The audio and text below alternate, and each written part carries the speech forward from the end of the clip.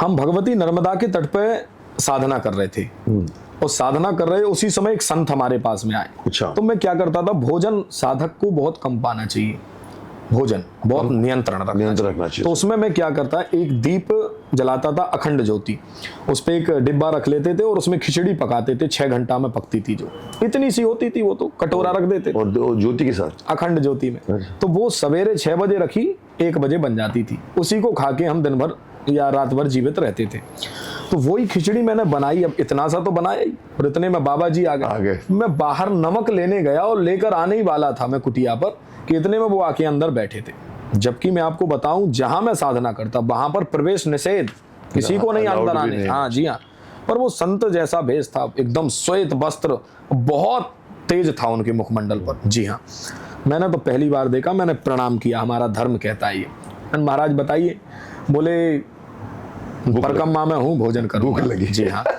अब मैंने एक बार खिचड़ी को देखा, दूसरे बार उन पर देखा, तीसरे बार अपने आप पर देखा कि भूख भी लग रही है, तो केले का पत्ता जी, और मैं अपने पात्र में भोजन करता हूँ, किसी का पात्र इस्तेमाल नहीं करता। तो मैंने अपने पात्र में आधी खिचड़ी रखी और आधी उनको दे दी, महाराज जी पाइए।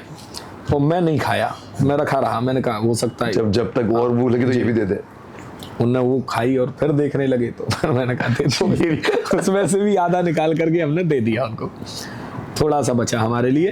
तो हम हो गया, बोले हाँ अब तृप्त हो गए हमने भोजन पाया। भोजन पाने के बाद जहां मैं साधना करता, वहां से लगभग 100 मीटर नर्मदा जी नीचे, ऐसे उतर के पहाड़ से नीचे उतरना पड़ता।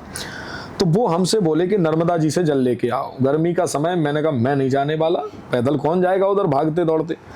बोले चले जाओ, मैं नहीं गया जी, मैं अपने अकड़ में था, ऐसा कह सकते हैं। जी हाँ, जी हाँ, बाल हट होती है जी।